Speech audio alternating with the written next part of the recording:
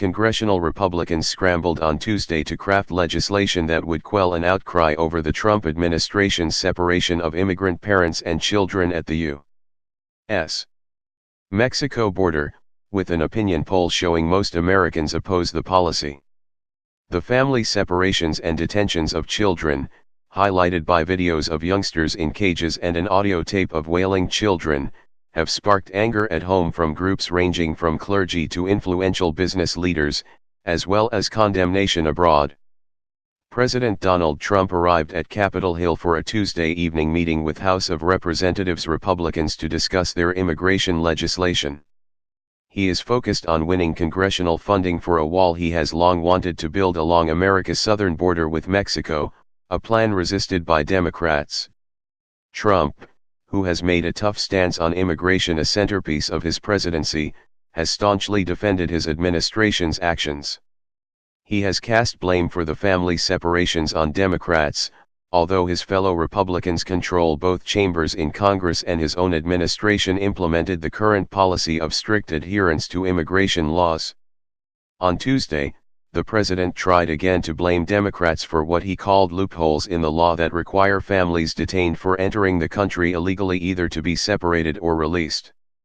These are crippling loopholes that cause family separation, which we don't want, he said in remarks to the National Federation of Independent Business, adding he wanted Congress to give him the legal authority to detain and deport families together. Trump has sought to link an end to the family separations to passage of a wider bill on immigration, prompting Democrats to accuse him of using children as hostages. House Republicans were working on a revised draft of one version of an immigration overhaul that would prevent family separations in some cases for those attempting an illegal border crossing for the first time, according to a House Republican aide. The draft bill was seen just days ago as unlikely to pass, but has gained support in the House. But it was widely seen as dead on arrival in the Senate, where minority Democrats could use procedural tactics to block it and where competing but far narrower legislation may be emerging from top Republicans. Contrary to American values, two of the top U.S. business groups, the U.S. Chamber of Commerce and the Business Roundtable, decried the separation policy on Tuesday and called for its immediate cessation. This practice is cruel and contrary to American values, Cisco Systems Inc., CSCO. Chief Executive Chuck Robbins, who chairs the group's Immigration Committee, said in a statement. Nearly 2,000 children were separated from their parents between mid-April and the end of May. The separations have been blasted by Democrats, some Republicans, medical professionals, and rights activists. They began after Attorney General Jeff Sessions announced in April that all immigrants apprehended while crossing the U.S. Mexico border illegally should be criminally prosecuted. Parents who are referred by border agents for prosecution are held in federal jails, while their children are moved into border shelter facilities under the custody of the Office of Refugee Resettlement, a Department of Health and Human Services agency. A Reuters/Ipsos national opinion poll released on Tuesday showed fewer than 1 in 3 American adults supporting the policy. The June 16 to 19 poll found that 28% of people polled supported the policy, while 57% opposed it and the remaining 15% said they did not know. Republicans were much more supportive than Democrats, with 55% backing it versus just 12% of Democrats, but they appeared less enthusiastic about the policy than they were about the president's overall record on immigration.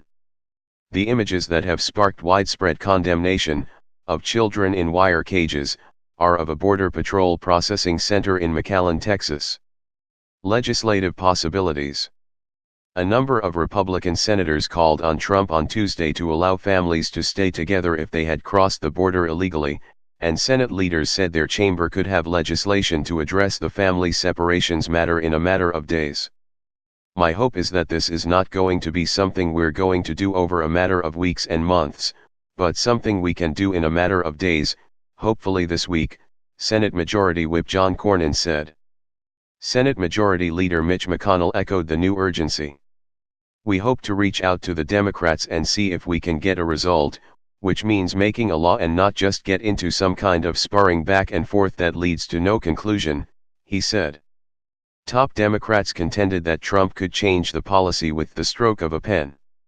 The president is trying set this trap in the public mind that somehow there is a law requiring him to do this and Congress can undo it, said Senator Chris Van Hollen, who visited a detention center in Brownsville, Texas, over the weekend.